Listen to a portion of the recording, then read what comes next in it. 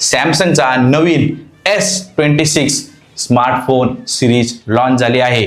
पण खरा प्रश्न हा आहे की हा फोन खरंच वर्थ आहे का की फक्त प्रीमियम टॅग आहे। आज आपण कंप्लीट प्राइस ब्रेकडाऊन करणार आहोत।